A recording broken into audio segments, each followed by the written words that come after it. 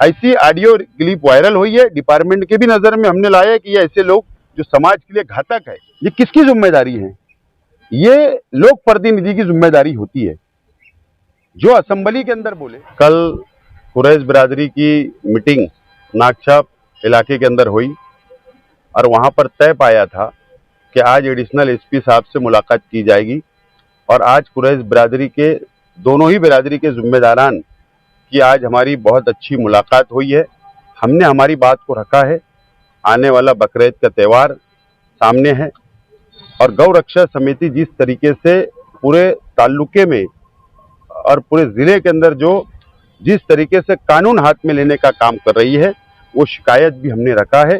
शहर में गोश्त का दाम आसमान छू रहा है, भाव बढ़ गया है, महंगा हो गया है, आवाम भी परेशान है।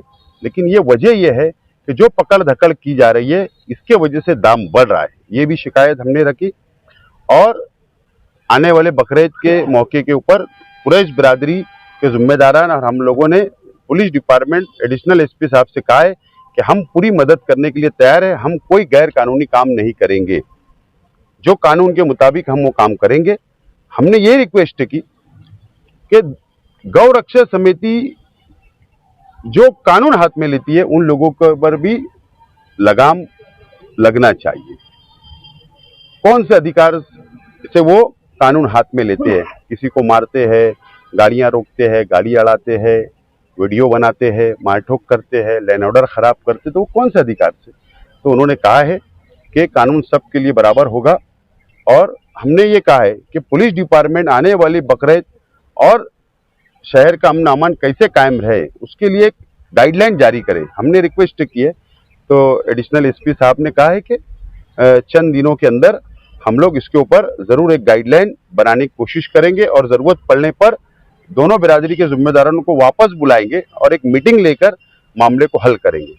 कॉरपोरेशन की भी शिकायत बिरादरी के जिम्मेदारान ने की है कि कॉरपोरेशन का जो स्लॉटर है फार्मेसी कॉलेज के पास, तो वो स्लॉटर जो है वो कंपनी को दिया गया है।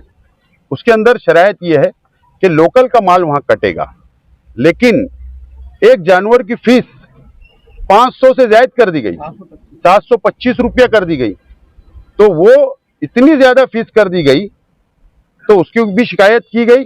और जो जूना स्लॉटर हाउस है जहां पर ब्यूटी का कॉम्प्लेक्स तैयार करना कॉर्पोरेशन चाहती है और कई वर्षों से चाह रही है, 4-5 साल हो गए बंद पड़ा है। इनकी दुकानें चलती थी, वहां कामकाज होता था, वो बंद पड़ा, ये लोग रास्ते पर है, वो भी शिकायत की गई।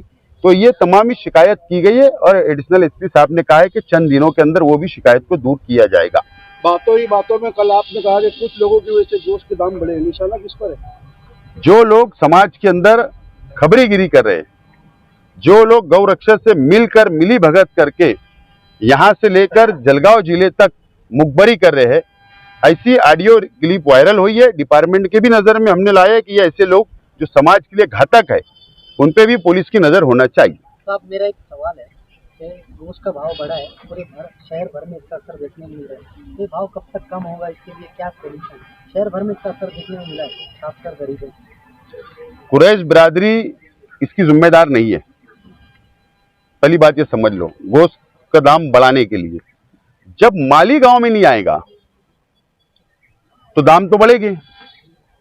तो ये तो अब ये शहर की आवाम को सोचना है कि ये दाम कैसे कम होंगे, ये किसकी जिम्मेदारी है? ये लोक प्रतिनिधि की जिम्मेदारी होती है जो असेंबली के अंदर बोले, जो मंत्रालय के अंदर बात रखे, जो गौ रक्षा जो आतंक फैला रही है उसको लगाम कैसे लगे, ये तो एमएलए की जिम्मेदारी है। लेकिन एमएलए तो खामोश है। लेकिन ठीक है, ऐसा है कि हम लोग एक कार्यकर्ता है, समाज से जुड़े हुए हैं, जमीन से जुड़े हुए, हमको हमारी जिम्मेदारी का एहसास है, इसके लिए हम लोग आकर आज बात को रखा में। गैर कुरैशी समाज के लोग भी कुछ 40 लाइसेंस धारक जो कॉरपोरेशन के है और जो मार्केट कमेटी के अंदर जो लाइसेंस वाले है, वो लोग कानून के मुताबिक धंधा करते हैं।